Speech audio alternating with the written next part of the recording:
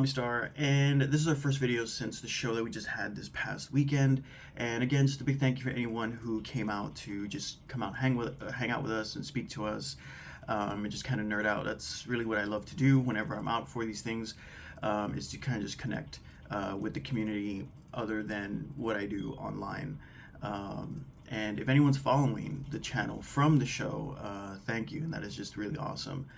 Everyone was just so awesome. The show was a lot of fun to do, and more of that content will be coming on this channel as we are planning another show very soon. With the show that did really well, I was able to actually sell off a lot of my inventory, which means I just have more space for more inventory. It's a vicious cycle. And we've been reading a lot. Actually, after the show, did have some time, so let's just get into it for another This Week in Comics. This week we caught up with Radiant Black issues 31, 32, said we had some time, 33, these better be in order, and issue number 34. Radiant Black from Image Comics is back with a brand new arc following the events of the Catalyst War. Main character Marshall is now the sole wielder of the power of the Radiant Black, as he and best friend Nathan shared the power during the first arc's catastrophic events. Victory over the Catalyst army did not come without its cost. Having to traverse through different timelines in order to defeat the Catalyst army, Marshall met an alternate version of himself that ultimately betrayed and turned on the human race. This break in time and space also caused for duplicates or refugees from another timeline to break through and exist in Marshall's natural timeline. Issues 31 to 34 sees the return of a villain that is dead set on destroying these refugees. We see Marshall scrambling to keep these people safe, all the while clearing his reputation as his actions as the alternate Radiant Black on the other timeline becomes public knowledge. Radiant Black's newest arc is a more focused and drama-driven narrative that zooms in on the character Marshall, while still keeping up with other Radiants like Pink and Red. I've been reading Radiant Black since issue number 1, and I've really appreciated the very energetic look of the book and keeping in with a more traditional comic book art style. Radiant Black is back, and this is absolutely awesome.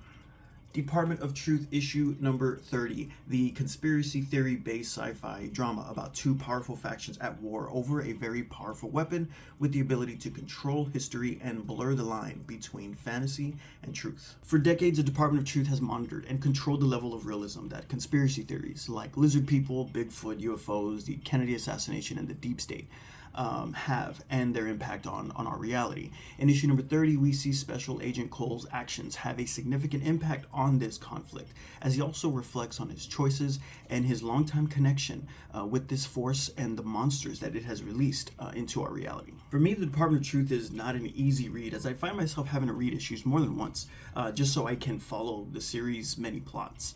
Still, the Department of Truth is an amazing book, and it blows my mind how relevant the content is to today's social and political climates. This is certainly not for everybody, but for me, it is one of the best books I'm currently reading. Simmons and Bidikar have kept a very haunting and disturbing look for the book. I have really loved the smeared and distorted art style for this. If you're not reading Department of Truth, you should be. This is issue number 30. This week we also caught up with Blade issue number 4 and issue number 5. Marvel's Blade audience only arc ends with issue number 5, and I feel the appropriate audience only and extra bagging is kind of a selling or a marketing strategy, as I feel it's no more graphic than Marvel's Alien or Predator series. Still, this Blade title does come with some significant graphic violence and some horror elements that I just really love. Blade is on the heels of yet again another powerful vampire named Pontius, who has acquired the ability to, you guessed it, destroy all life in existence. Vampire hunter Elena has teamed up with half-vamp Blade, and their shaky alliance is put to the test throughout their hunt.